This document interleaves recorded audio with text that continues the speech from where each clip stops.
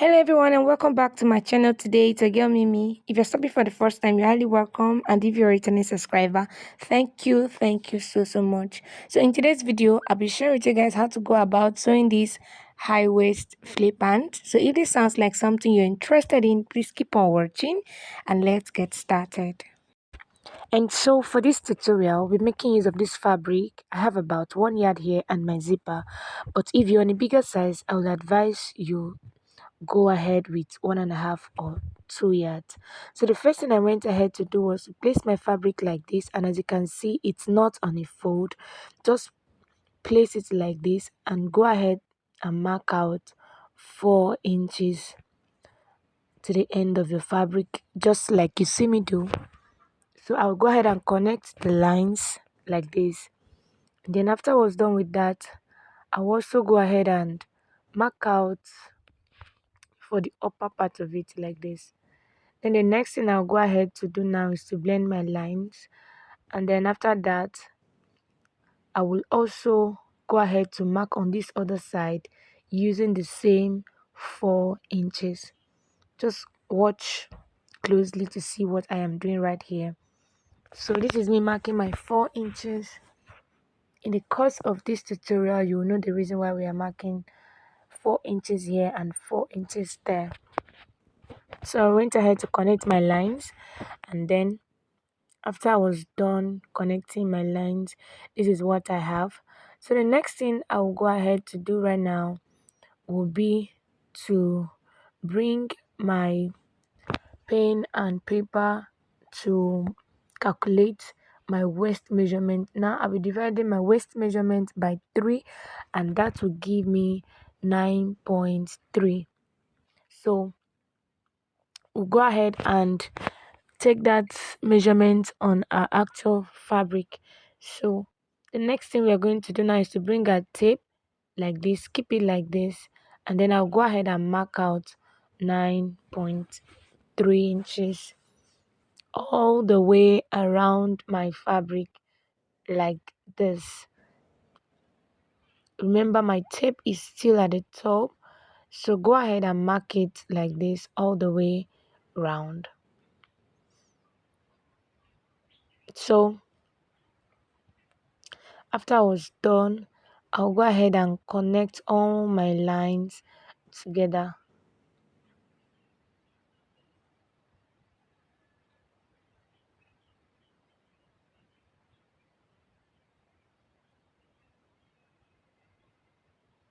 Alright, so I'll go ahead and connect my lines together like this. And so after I was done, here is what I have.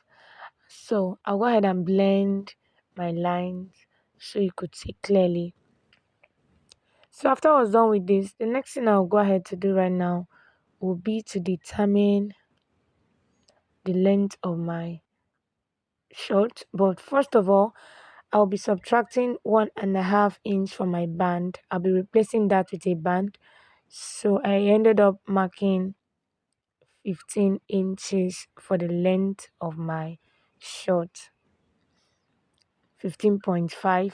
So having make this mark, the next thing I'll go ahead to do is to place my tape at the top again, and then meeting that point where I have the 15 inches all together now will be 23 inches. So go ahead and connect that 23 inches all the way round, just like you see me do. I don't know if you understand, but just watch closely, you will understand what I am saying. So this is me connecting the lines together. Go ahead and connect your lines together. And so after I was done, this is what I have. So now the next thing I'll go ahead to do will be to determine my crouch measurement. The length of my crouch is 11 inches. So I'll go ahead and make my mark there. I'm sorry, the camera is not really capturing, so I just have to adjust my fabric. So this is my 11 inches for my crouch. So the next thing I'll go ahead to do now is to come out here by 2 inches.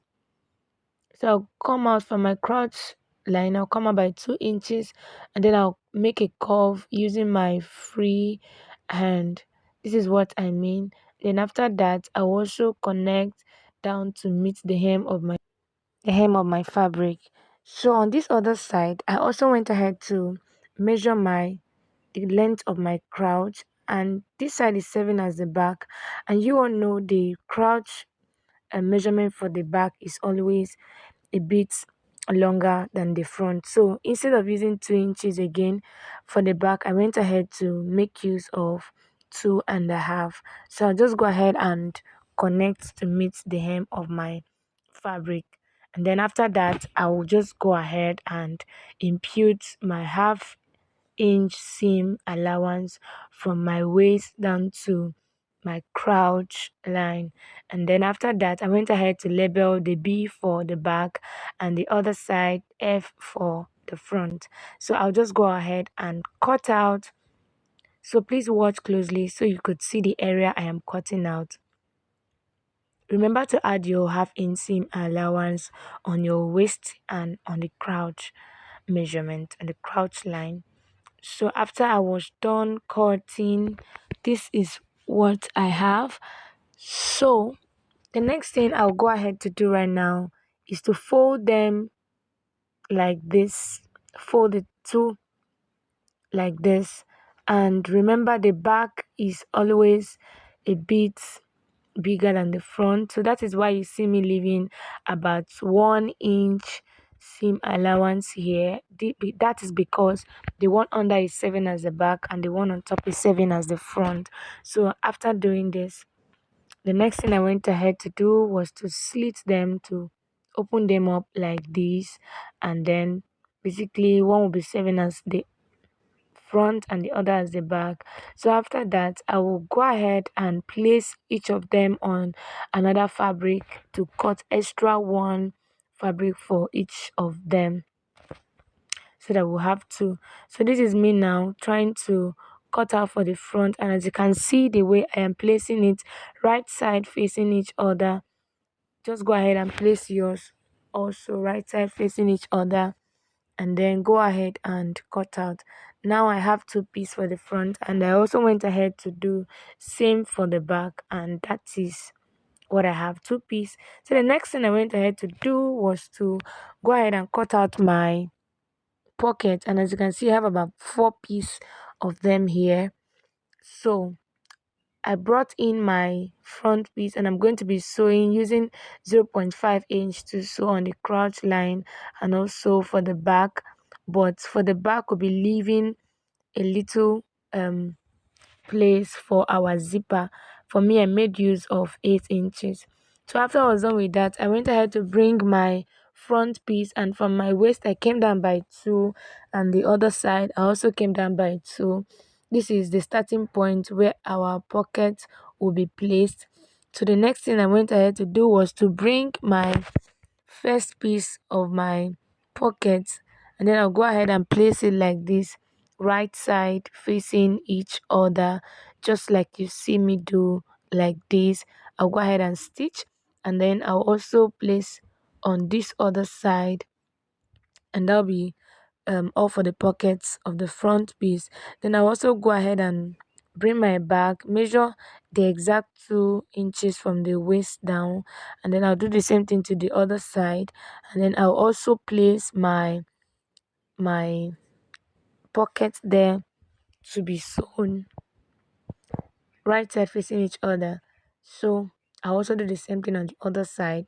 I'll go ahead and sew them, and then I'll bring it back to show you how this looks. So after I was done, you can see how this looks, and then this is for the front, and then this is for the back, and you can see the area for our zipper is quite open.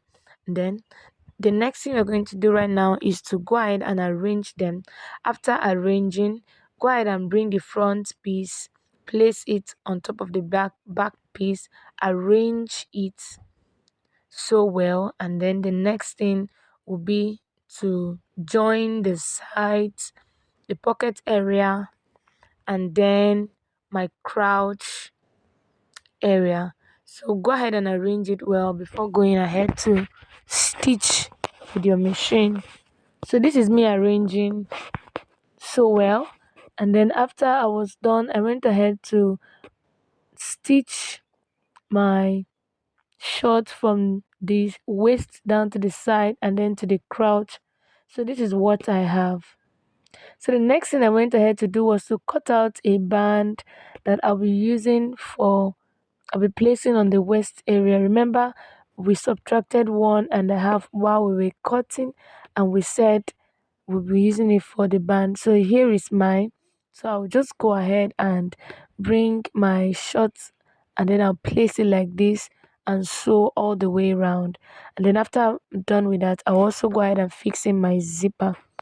And then after that, you can see our short is beautifully ready. So I'll just go ahead and hem the lower part of it, and that's all. So you can see how this beautiful short is looking on me. If you find this video helpful, don't forget to like, share, and subscribe. Bye, and see you in the next one.